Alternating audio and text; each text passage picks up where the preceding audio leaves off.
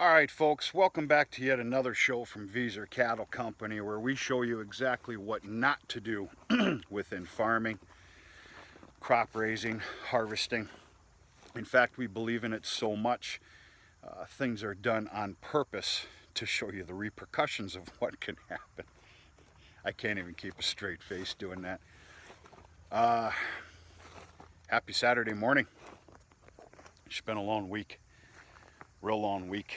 Yeah, it's 22nd August. It's about 9:30 in the morning. All the chores are done, obviously.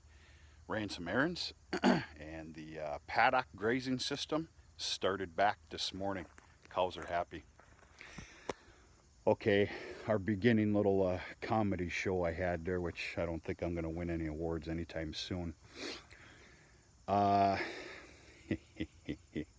Just goes to prove, slow down just a little bit.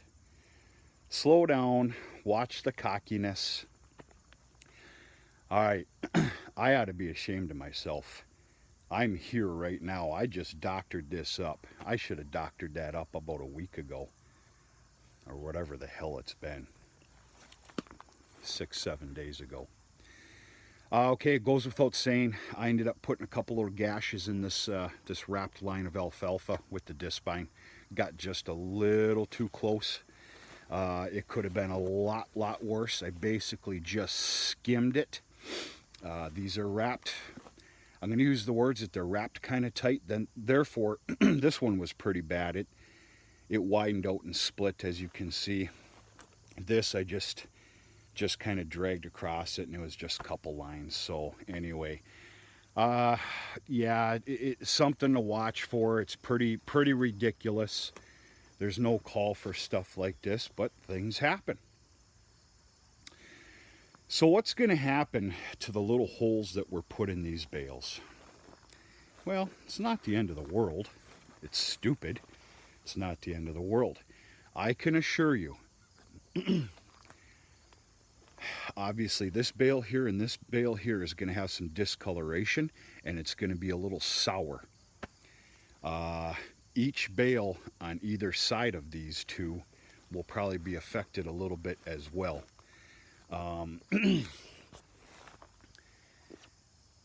You know, I punctured the wrap.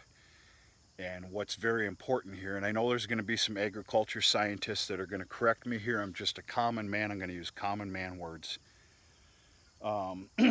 Basically, the gases that are created within this solid wrap that are there for the ensiling process are escaping.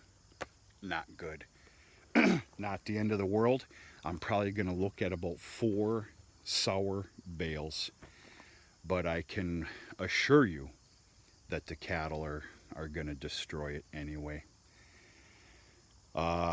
One thing you don't ever want to do is, if you have a small gash within these lines, doctor it up. I'm not one for the big, high and mighty expensive stuff. I will agree that in some cases, a lot of cases in this world, the pricier stuff is better. I don't know how else to say it. I don't put a lot of stock in that on everything, though. Not to mention I can't afford stuff like that. I will say this, though. If you're wrapping bales, unless you're perfect, and you put a little, maybe a tire mark even. I've had to doctor up. This is my 3rd doctoring of line wraps in 3 years. I think that's somewhat fair. I do believe in this Gorilla Tape. This Gorilla Tape is just ridiculous. It's ridiculous expensive too. But in the grand scheme of things, when we're talking about a nice wider roll of duct tape / Gorilla Tape, this is the ticket.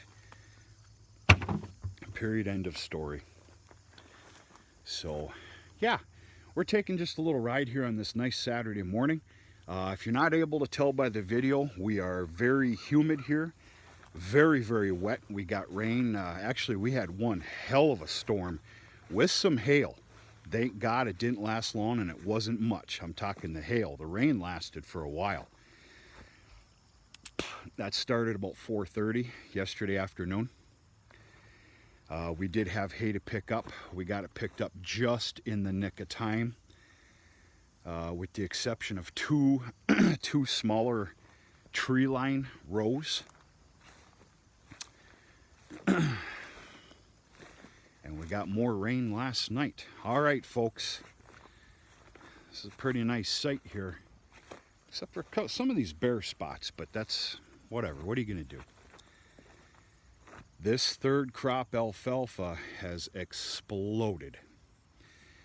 With the humid, sticky, we're going to say somewhat warmer weather we've had mixed in with moisture, not to mention, you know, I littered this with fertilizer.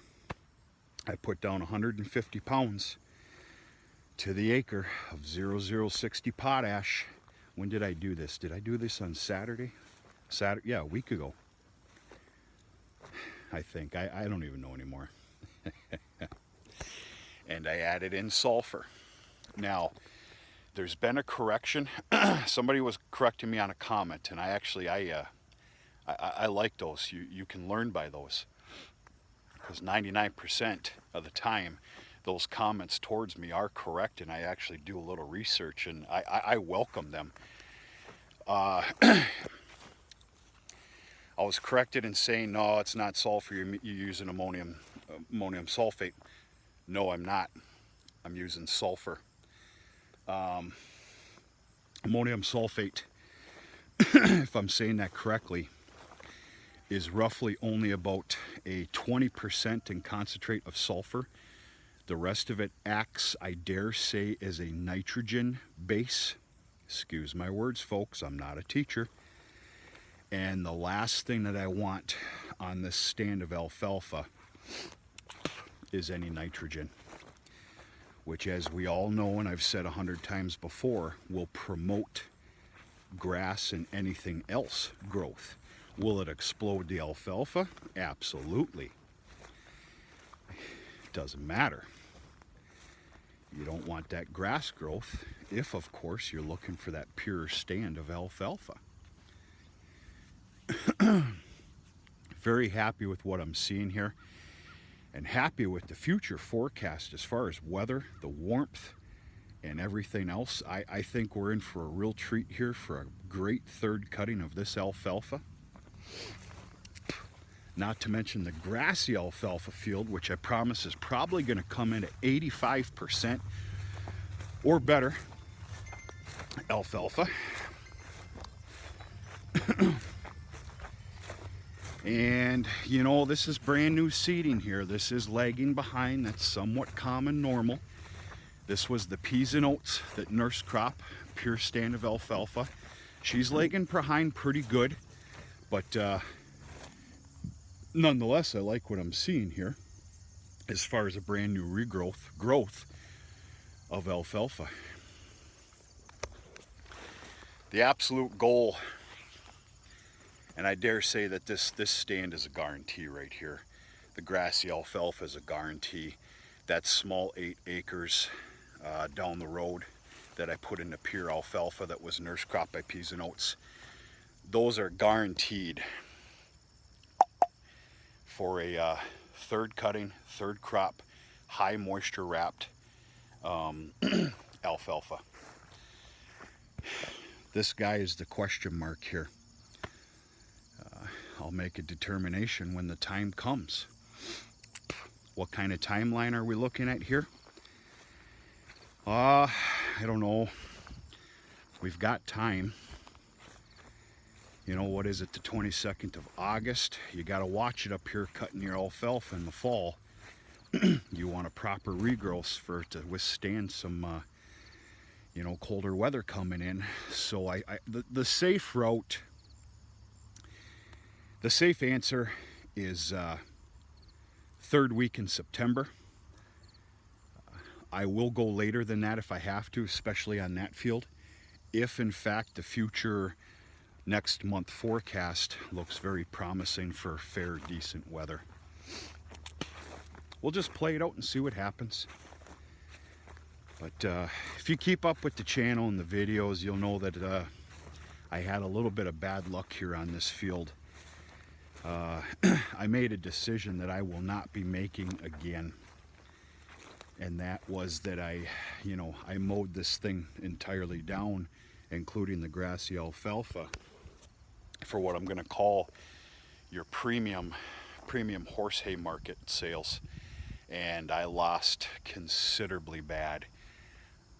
It would have been fine, but out of nowhere, and I'm telling you, it didn't exist on any weather pattern. A lot of people got nailed bad with that. It was about a 3-hour light sprinkle on Thursday of last week's morning, and it knocked it out of the park in a bad way. As you know, I had to round bale the whole thing up. That was a big hit. That hurt. But we can sit here and cry about it, kick some stones, or just go forward, see what we can do. We've got a promising third cutting here. If I had to talk loosely between that 8-acre field, this guy here, as long as that is 85% or better, and I'm going to have to label it that way as well for sales. And then this field here, we're looking at about another 200 bales wrapped, if not a little bit better. A little better than that, that's kind of a tall order. But this will be reserved because I'm at my quota. I'm past my quota, which is so nice to say, for feed for the cattle for the year. Everything I just spoke of will be reserved for deer feed sales this winter. Whether you agree with it or not, I'm actually able to pay some bills and make a payment or two with those sales. I don't know how else to put it. We'll see how the grassy alfalfa field does. If that's not at least a true 85, here's the deal. I'm going to wrap it anyway, high moisture. It's just a matter if this is cattle feed, which can also be a sellable product, obviously, or if it's a high enough content of alfalfa, a person can legitimately have that for sale for alfalfa silage sales for deer feed. We'll see what happens. Just on the other side, you can maybe tell the field split there. That is about, what the hell is that? That's got to be about 11 acres, maybe 12. That is a pure stand of thin-stemmed broadleaf grass. That field is still scheduled, along with about 3 or 4 other ones for small squares. It's really time to fill the haymow because we're going to have a barn full of animals this winter, and we'll do a special video. I'll show you what we've got cooking. So therefore we need a haymow full of small squares, and lacking somewhat severely, but some good haymaking weeks, and we'll put a cap on that. Not to mention there's still a hell of a horse hay market to cater to. A lot of people are screaming for their bales, and with a little bit of luck, we'll be able to cater to that market as well. We'll see. The year is nearing an end. You can feel it. The work's definitely not over, but she's coming to an end. Nice Saturday morning. Not a lot that can be done. Like I said, very humid, extremely wet. We've got more rain coming, starting at, I believe, 12:30, 1 o'clock, scheduled for about 12 hours worth. And the same actually tomorrow cleared up from what I'm seeing. But we'll just go from there. It's a Saturday of odds and ends, and those odds and ends have already started. And keep going from there. Just checking in, saying hello, folks. It's been about, close to about a week without a video. Last week was a real ruckus. I was gone for about 4 days plus, about 5. And things are good. Things are all right, and it's checking in. We're going to talk to you sooner or later.